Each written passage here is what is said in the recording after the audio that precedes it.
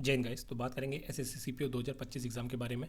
Complete detail discuss करेंगे। ये video देखने के बाद आपको कोई डाउट नहीं रह जाएगा 2025 सीपीओ एग्ज़ाम के रिगार्डिंग। तो पहले बात करेंगे वैकेंसीज़ की। तो भाई वैकेंसीज़ जो है मुझे अपने डिपार्टमेंट की पता है, एक दो डिपार्टमेंट की और पता है, लेकिन अभी जो है वो ना एसएससी ने ना रेलिवेंट डिपार्टमेंट ने अभी वैकेंसी पब्लिक डोमेन में ओपन करी हैं। तो अभी से बताना थोड़ा सा इलॉजिकल हो जाएगा। जैसी चीज़ें पब्लिक डोमेन में आने लगेंगी मैं वैकेंसी बता दूंगा, ठीक है, अपने टेलीग्राम चैनल में बता दूंगा। उसके अलावा नोटिफिकेशन डेट की बात करेंगे, एज लिमिट कब से काउंट होगी और क्या क्या एज रिलैक्सेशन मिलते हैं उसके बारे में बात करेंगे। एजुकेशनल क्वालिफिकेशन किस डेट से मांगी है और क्या मांगी है, एग्ज़ाम पैटर्न क्या रहता है एंड डॉक्यूमेंटेशन एलिजिबिलिटी क्या रहती है, सब के बारे में डिटेल में बात करेंगे। फिर आपको कोई भी डाउट नहीं रह जाएगा। बात करते हैं टीयर वन की एप्लीकेशन जो है पेपर वन के एग्जामिनेशन की, वो 16 मई 2025 से सीपीओ एग्ज़ाम की एप्लीकेशन 2025 की शुरू हो जाएगी और 14 जून तक की एप्लीकेशन जो है वो रहेगी। तो फॉर्म आप संभाल के भरिएगा। काफ़ी बंदे जो हैं वो डीपी दिल्ली पुलिस ओबीसी से एंड यूआर अदर सीएपीएफ से भर देते हैं। इस कैटेगरी को सिलेक्ट कर लेते हैं, जिसकी वजह से उनका फॉर्म जो है वो गलत हो जाता है। इसके बारे में भी अभी बात करेंगे। एग्ज़ाम जो है वो आपका जुलाई से अगस्त के बीच में लगा हुआ है। तो बढ़िया से प्रिपरेशन कीजिए। और प्रिपरेशन करने के लिए आ गया है टेक्स्ट बुक। तो टेक्स्ट बुक की कल से सेल शुरू हो रही है पास प्रो की। तो अगर आप यूज़ करेंगे मेरा कूपन कोड स्टिल तो आपको 12% एडिशनल डिस्काउंट मिल जाएगा। प्राइस जो है वो अभी आज रात 12 बजे से 13 दिसंबर में कम होने जा रहे हैं, काफ़ी ज़्यादा कम होने जा रहे हैं। तो 2024 सीपीओ के जो तैयारी कर रहे हैं उनके लिए 712 टेस्ट जो है वो टेक्स्ट बुक में अवेलेबल है, जिसमें से 28 चैप्टर टेस्ट हैं, 20 फुल टेस्ट हैं और 6 प्रीवियस ईयर पेपर हैं। इसके अलावा जो भी 2025 की तैयारी कर रहे हैं वो भी टेक्स्ट बुक को यूज़ कर सकते हैं। रेलिवेंट प्लेटफॉर्म है, आप अपनी प्रिपरेशन बूस्ट कर सकते हैं और चेक कर सकते हैं आप कहाँ स्टैंड कर रहे हैं। मैंने भी अपनी प्रिपरेशन के टाइम में टेक्स्ट बुक को रिफ़र किया था एंड ये अपना कंटेंट जो है वो टाइम टू टाइम मॉडिफाई करते रहते हैं। So use text book and boost your preparation. तो बात करते हैं कि एज लिमिट जो है वो कैसे काउंट होती है। तो 20 से 25 साल आपकी एज होनी चाहिए और जिसको चेक करती है SSC based on your matriculation certificate, जो क्लास 10th का आपका सर्टिफिकेट होता है उसमें जो आपकी डेट ऑफ बर्थ लिखी होती है वही आपकी एज प्रूफ माना जाता है, उसी से कैलकुलेट करी जाती है। उसके अलावा 2025 में एज लिमिट क्या रहने वाली है, 2025 में एस्टिमेटेड है कि 1 अगस्त 2025 से आपकी जो है डेट ऑफ बर्थ वो जज करी जाएगी। इससे पहले इस डेट तक कि आप 20 साल के हो जाने चाहिए और इस डेट के बाद तक आप 25 साल के ज़्यादा नहीं होने चाहिए। मतलब इस डेट तक आप 25 साल के ही रहो, ठीक है, 26 साल के या 25 साल से प्लस नहीं होने चाहिए, ठीक है। तो ये है। और उसके अलावा उन्होंने बार दे रखा है कि 2 अगस्त ईयर 2000 से लेके 1 अगस्त 2005 के बीच में आपकी डेट ऑफ बर्थ जो है वो रहने वाली हो, ठीक है। बाकी आप पढ़ सकते हैं कि प्रीवियस ईयर्स में एसएससी ने एज लिमिट कौन कौन से ईयर में कब कब कैसी कैसी रखी है। जैसे 2024 में अगस्त ही रखी है, 2023 में भी अगस्त रखी है, लेकिन 2022 से कंटिन्यू 2016 तक की इन्होंने जनवरी रखी थी एज डिटर्मिनेशन की डेट जो है। लेकिन बीच में 2018 जो है एक्सेप्शन था जिसमें इन्होंने अगस्त ही रखी थी। तो अभी जो एसएससी ने चेंज किया है 2023 के बाद से, तो 2025 में भी अगस्त ही रहेगी आपकी एज डिटर्मिनेशन की डेट। और जो एज का जो बार रहेगा, जो डेट रहेगी वो 2000 से लेकर 2005 तक की रहेगी। इसके अलावा जो यूआर हैं जनरल कैटेगरी और ईडब्ल्यूएस कैटेगरी, तो उनके लिए तो यही डेट रहने वाली है 20 से 25 साल, और ये जो एज का बार है यही रहने वाला है यूआर और ईडब्ल्यूएस के लिए। लेकिन ओबीसी एससी एसटी के लिए और एक्स सर्विस मैन वगैरह के लिए एज रिलैक्सेशन मिलने वाला है। तो बात करेंगे क्या क्या एज रिलैक्सेशन मिलेगा। तो एससी एसटी को 5 साल का एज रिलैक्सेशन मिलता है। अगर उनकी 20 से 25 साल तक एज हो गई है तो वो 5 साल ऐड कर दें तो उनको 30 साल तक एज रिलैक्सेशन मिल जाता है। उसके अलावा ओबीसी 28 साल तक, मतलब 3 साल का एज रिलैक्सेशन मिलेगा, 28 साल तक की फॉर्म जो है ये भर सकते हैं। एक्स सर्विस मैन है, इनको 3 साल का एज रिलैक्सेशन मिलता है। इनकी सर्विस पीरियड जो है वो डिडक्ट करने के बाद, मतलब इनका जो मिलिट्री सर्विस पीरियड है, जितने साल इन्होंने army, air force, navy, defence forces में काम किया है, वो डिडक्ट करने के बाद वो 3 साल का इनको एज रिलैक्सेशन मिलता है। मतलब अगर मान लो कोई बंदा जो है वो 17 साल की उम्र में आर्मी में सिलेक्ट हो गया था, ठीक है, तो अगर उसने वहाँ पर 20 साल की सर्विस करी है, ठीक है, तो वो एज पीरियड जो है वो माइनस कर देंगे, तो अभी भी वो 17 साल का ही है। या मान लो कोई बंदा जो है वो 25 साल की उम्र में आर्मी में सिलेक्ट हो गया था, ठीक है, और उसने वहाँ पर 20 साल सर्विस करी है, तो 20 साल माइनस कर देंगे तो अभी भी वो 25 साल का है।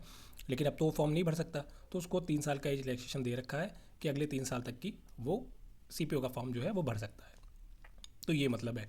इसके अलावा दिल्ली पुलिस के लिए कुछ अलग से एज रिलैक्सेशन दे रखे हैं, जैसे वो फीमेल कैंडिडेट जो कि विडोज़ हैं या डाइवोर्सी हैं या अपने हस्बैंड से जुडिशियली, ठीक है, सेपरेट हो चुकी हैं, ठीक है, तो और उनकी शादी नहीं हुई है, तो ऐसी अगर फीमेल है और वो UR EWS और OBC कैटेगरी में आती हैं, वो up to 35 years of age जो है वो CPO का फॉर्म भर सकती हैं, लेकिन सिर्फ और सिर्फ दिल्ली पुलिस के लिए उनको ये एज रिलैक्सेशन मिलेगा। और अगर उनकी कैटेगरी SC ST है तो वो 40 ईयर्स तक की ये दिल्ली पुलिस का फॉर्म भर सकती हैं CPO का, और केवल दिल्ली पुलिस के लिए ही। इसके अलावा जो भी डिपार्टमेंटल कैंडिडेट हैं, जैसे कांस्टेबल हो गए, हेड कांस्टेबल हो गए, अदर देन SI, ठीक है, और उन्होंने अपनी 3 साल की रेगुलर सर्विस, कॉन्टीन्यूस सर्विस दे दी है डिपार्टमेंट में, तो अगर वो अनरिजर्व कैटेगरी से या EWS कैटेगरी से हैं 30 साल की एज तक, वो फॉर्म भर सकते हैं CPO का। OBC कैटेगरी से हैं तो 33 ईयर्स तक फॉर्म भर सकते हैं CPO का, और SC ST हैं तो 35 ईयर्स तक की CPO का फॉर्म भर सकते हैं। इसके अलावा बात करेंगे एजुकेशनल क्वालिफिकेशन की। तो एजुकेशनल क्वालिफिकेशन जो है वो 2025 CPO में 1 अगस्त 2025 एस्टिमेटेड है, यहाँ से इस डेट से अप्लाई होगी, तो इस डेट तक आपकी बैचलर डिग्री या ग्रेजुएशन जो है वो कंप्लीट हो जाना चाहिए। अब काफ़ी सारे अपेयरिंग वाले बंदों का भी सवाल होता है कि सर क्या हम ये फॉर्म भर सकते हैं। तो देखो भाई, आप वैसे तो ग्रेजुएशन मांगते हैं, आपका ग्रेजुएशन डिग्री आप पास हो जाने चाहिए, लेकिन उन्होंने बोल रखा है कि आप भर सकते हैं एग्ज़ाम, इस एग्ज़ाम का फॉर्म भर सकते हैं, लेकिन प्रोवाइडेड कि जो फॉर्म की लास्ट डेट है ना, वहाँ तक फॉर्म की जो एलिजिबिलिटी क्राइटेरिया की जो डेट है जो उन्होंने दे रखी है 8 अगस्त 2025, उस डेट तक आपका ग्रेजुएशन जो है वो कंप्लीट हो जाना चाहिए। मतलब आपकी यूनिवर्सिटी ने आपका रिजल्ट डिक्लेयर कर दिया हो, मार्कशीट मिली हो ना मिली हो, प्रोविंशियल सर्टिफिकेट आया हो, ठीक है, डिग्री आई हो, उससे मतलब नहीं है, आपका रिजल्ट आ जाना चाहिए, ठीक है, तब आप माने जाओगे कि हाँ आप ग्रेजुएट हो गए हो। तो इस डेट तक अगर आप ग्रेजुएट हो गए हो तो आपका CPO के फॉर्म भरने के लिए आप एलिजिबल हो। बाकी अदर ईयर्स की आप देख सकते हो एलिजिबिलिटी क्राइटेरिया किस किस डेट से डिसाइड की गई है, तो CPO 2025 के लिए मोस्ट प्रोबेबली यही डेट होने वाली है। इसके बाद बात करते हैं नेक्स्ट टॉपिक की। तो नेक्स्ट टॉपिक में हम एग्ज़ाम पैटर्न के बारे में बात करेंगे। तो पेपर 1 और पेपर 2 दो एग्ज़ाम होते हैं। पहला एग्ज़ाम जो है पेपर 1 का वो जुलाई अगस्त में होगा, ठीक है, 4 सेक्शन होते हैं, GS, रीजनिंग, मैथ और इंग्लिश के 50-50 क्वेश्चन आते हैं, टोटल 200 क्वेश्चन हो जाते हैं, और 200 क्वेश्चन को आपको 2 घंटे में करना होता है, ठीक है। तो ये हो गया पेपर 1। निगेटिव मार्किंग जो है वो 1/4 होती है या 0.25, आपके जितने गलत आंसर होंगे, जितने रॉन्ग आंसर होंगे, 0.25 उतने आंसर्स के लिए आपके लिए डिटेक्ट करी जाएगी। इसके अलावा जो मेंस की बात करेंगे तो केवल इंग्लिश का पेपर होता है, ग्रामर का, ठीक है, 200 क्वेश्चन आते हैं, 2 घंटे में करने होते हैं, और इसमें भी 0.25 मार्क्स की निगेटिव मार्किंग होती है, और मल्टीपल चॉइस पेपर होता है, ठीक है, CBT based, computer based examination होता है।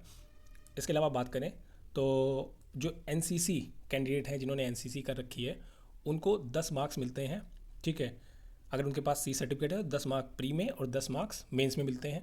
अगर उनके पास B सर्टिफिकेट है तो 6 मार्क्स मिलते हैं प्री और मेंस में, और A सर्टिफिकेट है तो 4 मार्क्स प्री में और 4 मार्क्स मेंस में। तो ये हो जाएगा, ये डेट भूल जाओ। उसके अलावा बात करें तो और कौन से फिज़िकल स्टैंडर्ड पर जो कैंडिडेट्स हैं उनको छूट दी जाती है, तो उसके लिए तो बात करेंगे, पर ये जो डेट है ना, ये होने वाली है 1 अगस्त 2025, ठीक है। 1 अगस्त 2025 तक अगर आपने इन तीनों सर्टिफिकेट में से कोई भी सर्टिफिकेट ले रखा है तो आपको इतने मार्क्स पेपर 1 और पेपर 2 में मिलेंगे। उसके अलावा जो फिजिकल स्टैंडर्ड में जो मेल की जो हाइट होनी चाहिए वो 170 सेंटीमीटर होनी चाहिए, ठीक है। चेस्ट एक्सपेंशन जो है वो 80 सेंटीमीटर अनएक्सपेंडेड, मतलब बिना फुलाए हुए, और 85 सेंटीमीटर एक्सपेंडेड फुला के, इतना होना चाहिए। और जो हिली एरियाज़ जो यहाँ पर मेंशन है, उस रीजन से अगर एस्पायरेंट्स बिलोंग करते हैं तो उनके लिए मेल के लिए हाइट जो हो जाएगी 165 और चेस्ट जो होगा 85। ST कैटेगरी से जो बंदे बिलोंग करते हैं उनके लिए 162.5 और चेस्ट एक्सपेंशन 77-82। फीमेल कैटेगरी के लिए जो हाइट है वो 157, ठीक है। और अगर हिली एरिया से फीमेल कैंडिडेट्स बिलोंग करते हैं, ठीक है, ये जो मेंशन है हिली एरियाज वहाँ से, तो 155 सेंटीमीटर, एंड ST कैटेगरी की फीमेल कैंडिडेट्स के लिए 154 सेंटीमीटर। ये डिज़ायरेबल, मतलब इतनी ही हाइट होनी चाहिए तभी आप CPO के लिए एलिजिबल हो। इसके अलावा बात करें तो डॉक्यूमेंटेशन एलिजिबिलिटी, जिसमें सबसे ज़्यादा लोग जो है वो प्रॉब्लम करते हैं। तो अगर आप SC ST OBC EWS, ठीक है, और दूसरे टाइप का रिजर्वेशन अगर पाना चाहते हो तो फॉर्म क्लोजिंग डेट से पहले आपके पास उस कैटेगरी का सर्टिफिकेट होना चाहिए। तो EWS जो अगर आप EWS का सर्टिफिकेट लगवाते हो 2025 CPO में, तो वो फाइनेंशियल ईयर 2024 से लेकर 2025 तक की होना चाहिए। ठीक है। OBC नॉन क्रीमी लेयर का सर्टिफिकेट आप लगाते हो तो 2022 से 2025 के बीच में किसी भी डेट का हो चलेगा। OBC for DP and UR for others वो भी 2022 से 2025 के बीच में हो तो चलेगा। इसके अलावा ऐसे काफ़ी सारे कैंडिडेट जो OBC for Delhi police and general for others, ये देखिए ये लिखा हुआ है SI in Delhi police and UR for other CAPF, ये कब क्राइटेरिया अवेल करते हैं? अगर गवर्नमेंट ऑफ दिल्ली ने उनको कोई सर्टिफिकेट दे रखा है, जो गवर्नमेंट ऑफ दिल्ली के पास जो लिस्ट है वहाँ पर उनकी जो कैटेगरी है वो एज OBC रजिस्टर्ड है, लेकिन सेंट्रल गवर्नमेंट ने उनको OBC रजिस्टर्ड नहीं किया है, तो वो केवल दिल्ली पुलिस के लिए OBC में काउंट होंगे, बाकी अदर CAPF के लिए वो जनरल कैटेगरी में काउंट होंगे। उसके अलावा बोल रखा है कि जो भी प्रिस्क्राइब फॉर्मेट दे रखा है SSC CPO नोटिफिकेशन में, जितने भी ये OBC EWS SC ST ex serviceman, जितने भी एज रिलैक्सेशन के जो भी फॉर्मेट हैं, जो भी डॉक्यूमेंट्स हैं वो बनते हैं, उनका एनेक्चर दे रखा है। तो आप जो है उसी एनेक्चर के रिगार्डिंग अपना सर्टिफिकेट बनवाएं। उस एनेक्चर के रिगार्डिंग या उससे अलग अगर आपने बनवाया तो आपका कैंडिडेचर जो है वो सर्टिफिकेट जो है वो रिजेक्ट हो जाएंगे। तो एक बार आप देख लेना, उसी रेलिवेंट अथॉरिटी से बनवाना जिसमें एनेक्चर लिखा हुआ है। ठीक है। तो आई होप मैंने काफ़ी सारे क्रूशियल पॉइंट जो है वो कवर किए हैं। अगर किसी को कोई डाउट है तो कमेंट सेक्शन में आप लिखें, मैं क्लियर कर दूंगा। ठीक है भाई, जय हिंद, बाय।